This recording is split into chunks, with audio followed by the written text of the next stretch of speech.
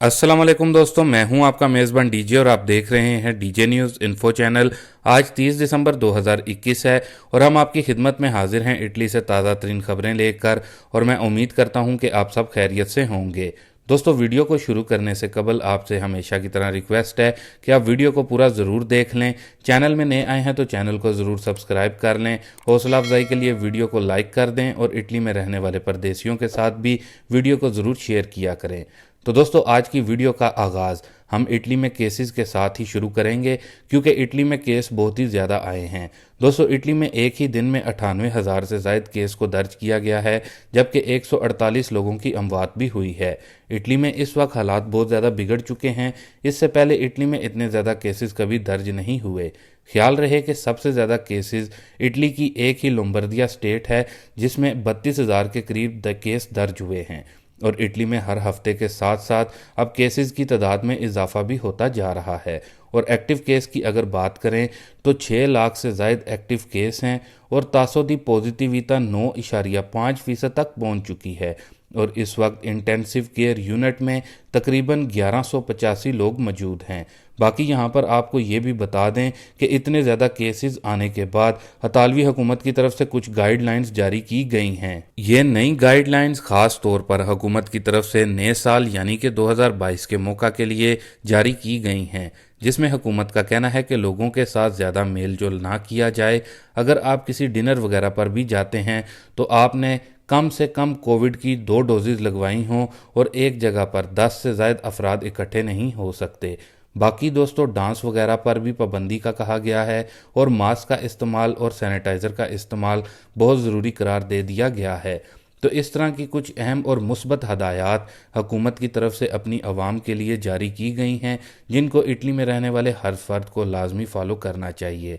इसके साथ ही दोस्तों, आपको यहाँ पर इस न्यूज़ से भी आगाह कर दें कि इटली समेत यूरोपीय ममालिक में कोरोना सूरत हाल बिगड़ने लगी है और एक बार फिर से यूरोप में नए रिकॉर्ड कायम होना शुरू हो चुके हैं।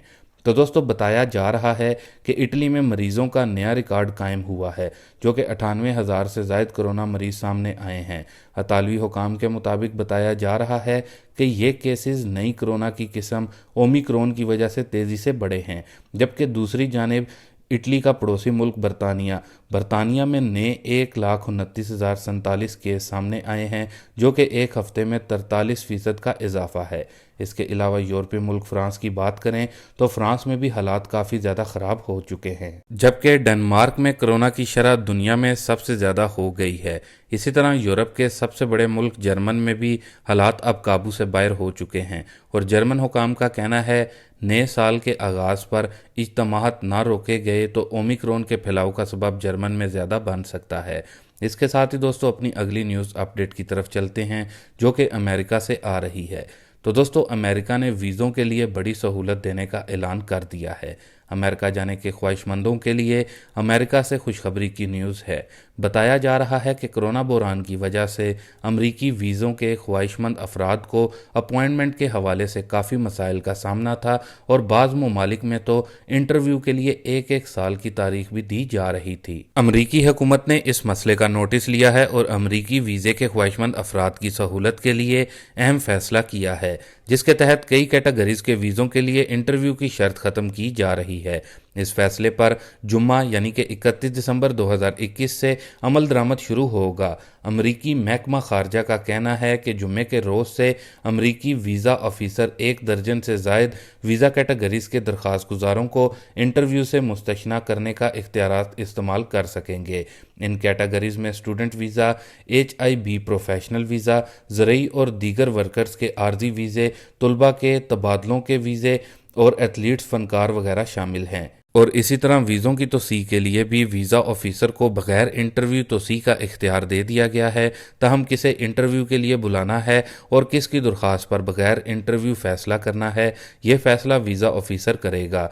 वीज़े के ख्वाहिशमंद अफराद से कहा गया है कि वो इस हवाले से मज़ीद मालूमात के लिए अपने मुल्क में अमरीकी सफारत खानों और कौंसल खानों की वेबसाइट को भी चेक करते रहें। इसके साथ ही दोस्तों, अब बोनस 10,000 यूरो की अपडेट को देख लेते हैं। असल में इस बोनस का नाम नाम बोनस मोबली है, जो कि ख़ास तौर पर फर्नीचर वगैरह लेने के लिए रखा गया है।